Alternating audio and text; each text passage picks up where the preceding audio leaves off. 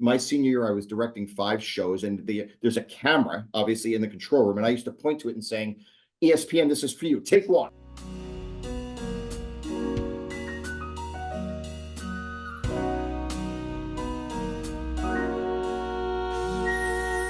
Hello and welcome to the Career Corner, where we answer your career cues. My name is Lukas Kauffman, and joining me today, we've got a very special guest, Scott Lozea, here to talk about and answer all your questions on sports media and post-production. Scott, welcome to the show. Thank you, Lucas. I very much appreciate being here. So, Scott, to start things off, tell us a little bit about yourself and what you do. Oh, God. Currently, I'm working, and I think it's been about 13 years staff with NBC Sports. Started with them actually back in 2000. My first foray into the world of NBC is with the Summer Olympics in Sydney, my first one that I went to. And I am a senior director of post-production editorial for NBC Sports. I started my career at ESPN right out of college, right out of Ithaca. And somehow through the long and winding road that is your career, I ended up staying in sports somehow. So that's amazing, Scott. Getting a job at ESPN right out of school, that's got to be the dream for sports media. Oh yeah. So, can you share with us a little bit about your journey into the world of post production in sports media and what drew you into that field? 100%. Great story. Out of Ithaca, as all my 4 years, because I was a Parky, I love being part of the television production process. Go Bombers! Absolutely. And I didn't know of what part. In fact, my senior year, I was directing 5 shows, and there's a camera, obviously, in the control room, and I used to point to it and saying, ESPN, this is for you. Take one, right? I'd be that director guy. But of course, you don't get a director position when you graduate college right away. I was fortunate enough to work at ESPN for 3 years up in beautiful Bristol, Connecticut. A little bit of a drip of sarcasm. I'm from Connecticut, and there you go. I definitely get the sarcasm. To understand really the background helps to know how I started at ESPN. ESPN broke our day into 2 parts of 4 at 4 hours. I would do 4 hours of master control and then 4 hours of making their commercial reels. And then the next day I'd come in and do 4 hours of editing and then 4 hours of international master control. Very technical, learned my discipline of television, what a broadcast company was about, and learned everything. About a year into my career there was one sole editing position available. That person was only editing. Everybody else who was in the post-production side or just engineering side is what they call the technical side, was doing 4 hours of this and 4 hours of that. That guy who was that one staffer left ESPN and became an editor at ABC in New York. And so this position opened up, and what did I want to do? I wanted to brown nose a little bit. And I said, I'm raising my hand. I want that position. So they brought me on, and I was their one editor full time. Up until I couldn't go any further with my skill set. And I also didn't want Mondays and Tuesdays off, working 4 p.m. until 2 in the morning every day. So I moved on from there. But ESPN was my launching pad to understand television and to get into post-production. It just happened. It's like anything. Timing and circumstance, those are the 2. Amazing. So sports, oftentimes, I'm not super invested in sports, so I don't know kind of all the intricacies, but I feel like sports are very often live broadcasted. What does it mean to be an editor for sports? That is a great question. So yes, we watch live sports. We watch the shows that lead into the live sports, the pregame shows, for instance. Everybody knows them, whether it's football or what have you. There's features on the athletes. Everything that's not live that you say, hey, let's go talk with so-and-so athlete.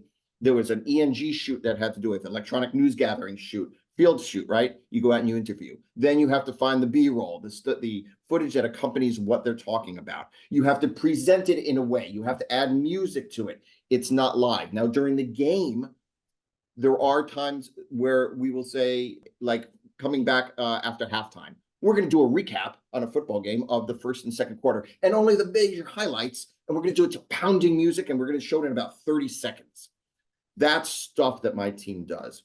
I organize the workflow. I hire the people for it, my staff people. I say, how do we get the footage in? How do we get it out? How do we edit it? What's your music? I work with the producers to make sure that they're all set up for success for the very quick turnaround during gameplay of any sport. I'm just using football as an example. But going into a sport, there's a lot of features on athletes. The first thing you see when they fade up, maybe the beautiful long shot of the arena or the stadium, but then it's like, hey, Sydney, Australia, where today is tomorrow, night is day, all that sort of stuff. That's an edited piece. A lot of that is what my team does. Awesome. So are you editing something during the game and then playing it during that same game? Absolutely. All the time. In fact, a little known hint, if you don't know this, NBC Sports, we did the production for Amazon's Thursday Night Football. It was us. So I had one of my editors in a big editing suite with a producer behind him, communicating to the remote truck in whatever city that Thursday Night Football game was in, getting the footage from the truck digitally into our facility at beautiful Stamford, Connecticut, using that, getting the music ready to go, hitting the beats, delivering it 25 minutes later. Wow. Yep. At the end of the third quarter or whatever it is. Yep. So it happens all the time. So very fast turnaround there. And Very Scott, fast. if you'd be up for it right now, I'd like to do a little ask you to compare and contrast first the differences or challenges that come with editing sports content compared to other types of media, and also the differences between editing like live sports and versus pre-recorded content. The first biggest thing is the time consumption, right? Is when you are editing live sports, it's all about the quick turnaround. But we don't have people who are 1, 2, 3, or 4 or 5 years into the industry. These are seasoned professionals who've gone through the ranks already, who know the software, know the hardware. They know how to work with the back bench in order to make everything work as seamlessly as it can. It's quick. It's let's get it in there. Let's talk. Let's communicate. A good editor, somebody who's on my team, is really a co-producer of the piece. Yeah, they are not button pushers. They are creators. We create content, musicality, tonality, pace, shot selection, right down to the frame of what's used. Very quick turnarounds. And other times, and news is the same way, but I don't feel like covering blood and guts. I don't feel like it. If it bleeds, it leads. That's not my thing. I've worked for companies that do that. A Current Affair, Inside Edition. These are news shows that were very like that sort of thing. And when I was in the editing seat years ago, it's exactly part of what I covered. That was in my freelance world, my career to do. It's not the content I wanted to do. Now, running the team, coordinating all the efforts from soup to nuts of what they do and how they do it. It's all about how we make a cohesive whole in a sports, very quick environment. Yeah, awesome. So you've mentioned the quick turnaround and kind of what you might do during a live broadcast, but can you kind of walk us through your day-to-day? What does an average day look like for you?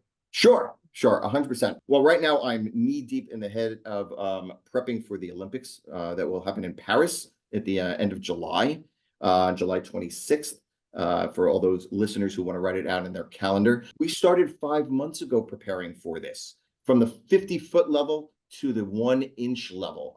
Huge undertaking. On paper, we say that if we can get 80% of the knowledge down, that's a lot.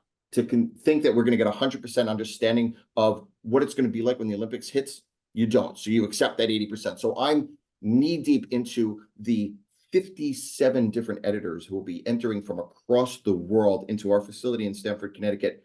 Workflow. How are they working? What are they working on? Where's the footage? Where am I sending it? All workflows for each part, whether it's turnaround segments for all the networks or whether it's features for each of the networks. It's all about that coordination. So that's really where I'm headlong into it now, along with the normal job I have with all the sports that's on NBC at any given time of year. I also do the monthly schedule for all the editors, make sure that they are, and the biggest thing is, and here's the takeaway, I set my team up for success no matter what they're doing. I'm not successful unless they are successful and feel enabled and engaged. So I set up their monthly schedules about 3 weeks ahead of time. They know what they're going to do for the next month, their whole shifts. I make sure that each and every one of them, depending on which sport they're working on, understands clearly what their workflow is, where they're getting stuff, what they're doing, who they're working with, the shifts they are on, the day they are on and off. And it all starts with the programming schedule, understanding NBC Sports programming. Once I know that, then I can say, I know the needs. I work with the producers. I get it budgeted correctly. So I work with the finance. I work with engineering just in case any equipment goes down for any of my teams to do the job. And I work with my manager of post-production who reports to me in continued creation and adding to a one-stop Google-like shop. We call it OneNote, where you find all your info as a reference. Anything you need to know post-production, we've created it. So you can literally go under our OneNote software and type in workflow or codec or whatever, and boom, that will come up. So we've worked on that. That's another thing we do on a daily basis. I budget for every sport, what their needs are, making sure that overtime is justified when it's not. I understand how the financial world works in our environment at NBC Sports, and being there for everyone on my team and playing a proactive role as a listener, troubleshooter, guide, and decision maker. I'm as good as my team is as they are successful. Amazing. So Scott, it sounds like there's a lot more going on in post-production than just editing. And I feel like a lot of people either don't know anything about post-production or they have some misconceptions about post-production. So what do you want people to understand better about post? Oof. To understand better about post, I can go back to the story. I remember walking with my dad in New York City, and we passed a bar, and we looked in the bar, and I pointed out to my dad on the monitor in the bar, or all the monitors in the bar, and said, "Oh, look, Dad, there's something I put together when I was editing. Right now I'm managing it." And he goes, "Really? How long is that?" And I said, "It's about 30 seconds." And he goes, "Oh, that's not bad." And I said, "Yeah, it took me about a day to do." And he went, "What? How does 30 seconds take a day to do?" It's all of the things that go into it. It's what you take for granted as air, that it's something you just need to take in to live. We do this in sports production all the time. And post-production it takes many elements to put together something, whether it's graphics, whether it's music, whether it's picking the right music, whether it's getting a shot in and it's only a B+ shot that you're going to finish 3 hours later because you found something better, or your production assistant found something better, to the pace, to the, hey, by the way, you're working with a producer behind you and co-producing a piece with their take on it. And sometimes you get to a point and you go, oh, I need to start over after editing about 28 seconds, but you're like, this isn't working. And those are only the short forms. The long forms, the same sort of thing. A lot of workflow that goes into it, a lot of communication. In a business that is communication, there's not always communication. That's the key here. Walk away with knowing you should communicate with people and ask questions. What's the old cliche, Lukas? There is no dumb question. There is no dumb question. Really, when you are asking a question, you are saying, I need to know something.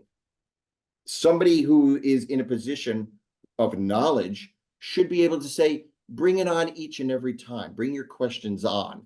But people forget about it. They go, oh, it's just television, just something I'm watching in the background for my leisure to enjoy. Yeah, there's a full-time job in that. And people I hire and I work with love what we do. Amazing. Now, Scott, you mentioned that 30 seconds and how much time goes into that. And it's 30 seconds, but it's an exciting 30 seconds. You know, I'm not a big sports guy, but I watch the Super Bowl and the music, the graphics. I get very into it. So how does storytelling play a role in post-production in sports media, and how do you enhance the narrative and the broadcast through editing? Huge, huge. Trust in your editor and work as a team with the editor and producer.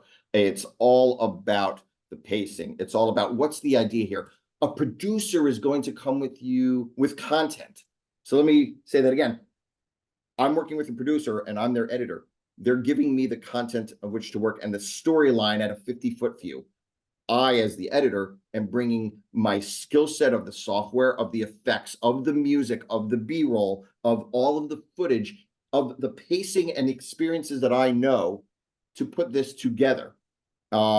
And that's really what it comes down to. All of those pieces come together and just hopefully send chills down your back when you're watching a Super Bowl. You're getting the chills because I've set you up to watch the Super Bowl, and you're in for a treat and an experience, not just another, it's a 30-second thing and who cares? I can't wait for the commercials. Yeah.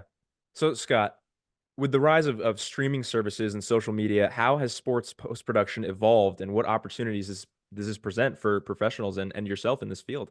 Or challenges, Lucas. Here's the biggest one: aspect ratio of your final product, right? Mm, It used to be just like legacy. Let's go back in time. It used to be the television you looked at was more of a square than a rectangle it is now. It used to be 4:3, which is the dimension. Now it's 16:9, right? It is HD, high yeah. definition. If you go in marketing or social, where are you watching it, Lucas? You're watching it on your phone, Hmm. right? You're watching it in how many times have you seen televisions that are now actually vertical? They are not horizontal. Wow. It's a thing. Marketers do this all the time. Sometimes you just want to show things on a one-to-one in a square. The delivery by which we do it. Content creators, we just create the content. How it gets shown is what streaming services and social media has changed, right? As well as in sports, we've always wanted to capture the viewer within 6 seconds. What you're doing has to blow their minds in a very small amount of time. That's always been there. So social didn't change that, and streaming services didn't change that. What they changed was how we deliver, the varied formats, and the ability to deliver them and utilize them very quickly in a fast environment. Recording on your phone, we have an app that provides the user the ability to send directly to a secure site that we at NBC Sports can pick up regardless of the file size and regardless of the flavor of that file. Regarding streaming sports and remote coverage at a course, a stadium, a park, is all about delivering content as fast as you can with negligible uptick in cost. Where we used to send people and equipment out to remotes and into a truck, we now save hotel, transportation, and per diem monies by hiring local personnel to come into our facility. And so the streaming simply means there's technology to allow that to happen, which also affords us the opportunity to make a whole lot more of the work in-house rather than sending people out. When I covered the Sydney Olympics, there were probably about 3,000 of us from NBC alone, from camera people to editors to producers to directors. Now we're sending out maybe 300. Wow. Why? Because here it is, 98% of the Olympic production on NBC Sports is done in Stamford, Connecticut. Wow. That's All incredible. thanks to technology. And who's benefited? Streaming services and social media, as well as us. But social media is all about how fast you can do things. And with digital and IP, very quick. Yeah. So Scott, what do you find most rewarding about your work in post-production for sports media? And how do you stay motivated in such a dynamic and ever-changing industry with social media and streaming just constantly progressing? How do you stay motivated? It's a great question. For me, it's not about the sport or the rooting of my team. It's all about the teamwork and camaraderie at a very high level. I'm working with the best of the best. What jazzes me hands down, Lucas, is that I'm in a position of empowerment, which is different than a position of power. In other words, I am given the authority to make decisions, which I do for the betterment of my team at NBC. It's not just because I, Scott Lozea, say this is what needs to happen. Somebody trusts me enough to set the team up for success, and allow my team to know that they have value, which I do for the betterment of everyone.